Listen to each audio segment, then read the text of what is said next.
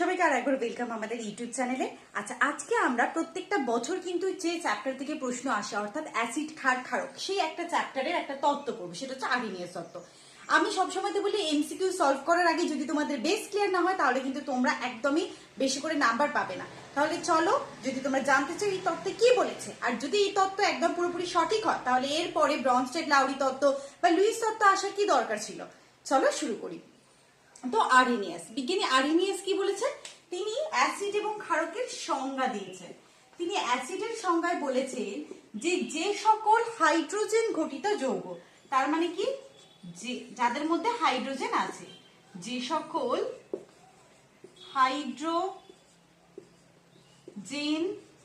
ঘটিত যৌগ কি করে না, জলীয় দ্রবণে বিয়োজিত হয়ে কি করে না, H+ আয়ন দেয়, তারাই হচ্ছে অ্যাসিড।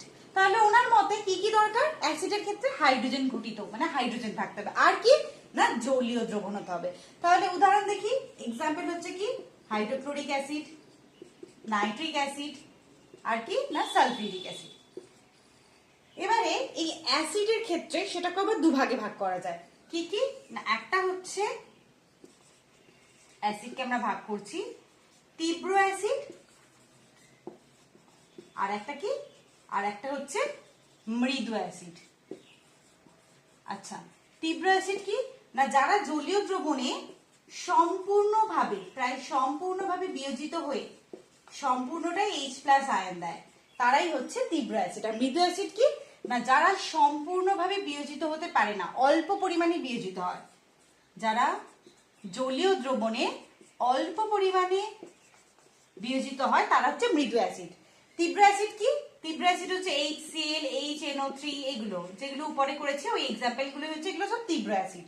আর মৃদু অ্যাসিড কি, মৃদু অ্যাসিড হচ্ছে CH3COOH acetic acid, H2CO3 carbonic acid, এগুলো হচ্ছে কি না তোমার মৃদু অ্যাসিড।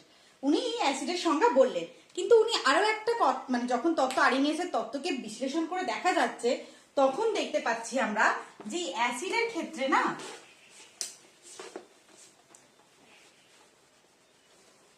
একটা তো H+, উনি বললেন H+ আয়ন দিচ্ছে, কিন্তু এই যে H+ আয়ন, এইটার না চার্জ ডেনসিটি খুব বেশি, তার জন্য কি হচ্ছে যে এ একা থাকতে পারছে না, মানে জলীয় দ্রবণে ও কি করছে যে H2 আছে জল, মানে তার সাথে বিক্রিয়া করে H3O+ তৈরি করছে, ঠিক আছে, তৈরি করে এইটা প্রেজেন্সের জন্য আমরা আসলে অ্যাসিডিটিটা দেখতে পাই।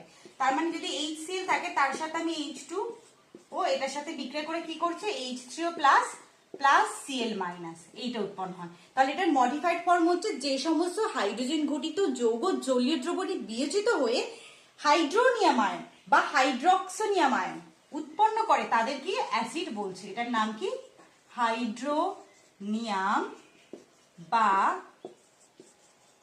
হাইড্রক্সোনিয়াম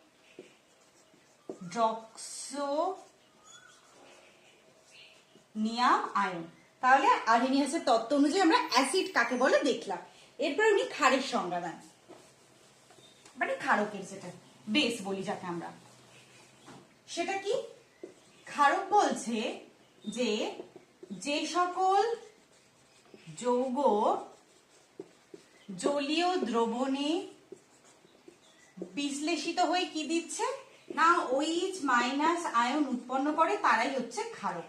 তাহলে যে সকল যৌগ জলীয় দ্রবণে বিয়োজিত হয়ে এই OH- আয়ন দেয়, তার মানে এক্সাম্পল কি, NaOH, আচ্ছা KOH, NH4OH, এগুলো সব হচ্ছে ক্ষারক।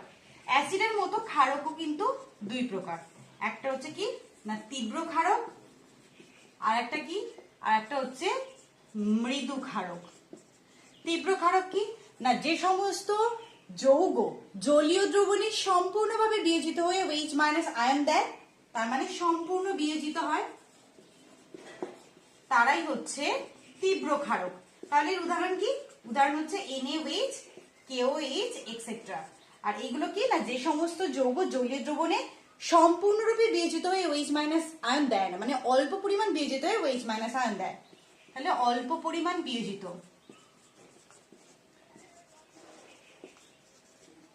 তাদেরকে কি বলে? মৃদু ক্ষারক। উদাহরণ কি? NH4OH, AlOH whole thrice, aluminium hydroxide, ammonium hydroxide, এগুলো। তাহলে আমরা আর্হেনিয়াসের তত্ত্ব দেখলাম যে কি না, একজন যে জলীয় দ্রবণে বিয়োজিত H+ আয়ন দিচ্ছে আর একজন জলীয় দ্রবণে বিয়োজিত হয়ে OH- আয়ন দিচ্ছে। আবার যে বেশি পরিমাণে দিচ্ছে আয়ন H+, সে তীব্র অ্যাসিড, যে কম পরিমাণ দিচ্ছে সে মৃদু অ্যাসিড, যে বেশি পরিমাণে OH- আয়ন দিচ্ছে সে তীব্র ক্ষারক, যে কম পরিমাণে OH- আয়ন দিচ্ছে সে হচ্ছে মৃদু ক্ষারক। এই আচ্ছা, এই তত্ত্বটা যদি সম্পূর্ণরূপে কি সঠিক যদি হতো, তাহলে এরপরে কেন ব্রনস্টেড-লাউরি লুইস তত্ত্ব এলো? অবশ্যই এই তত্ত্বের কিছু ভায়োলেশন ছিল, তাই তো, কিছু সীমাবদ্ধতা ছিল। কি কি সীমাবদ্ধতা? আমরা বারবার সংজ্ঞায় কি পড়লাম? যে জলীয় দ্রবণে বিয়োজিত হয়, তার মানে কি জল লাগবে, তাহলে কি জলীয় দ্রবণ লাগবে, যেটা সব সময় পাওয়া যায় না। তাহলে জলীয় দ্রবণের ক্ষেত্রে প্রযোজ্য শুধুমাত্র, অন্যান্য যদি জলীয় দ্রবণ না হয় তাহলে কিন্তু প্রযোজ্যতা থাকছে না। আর কি?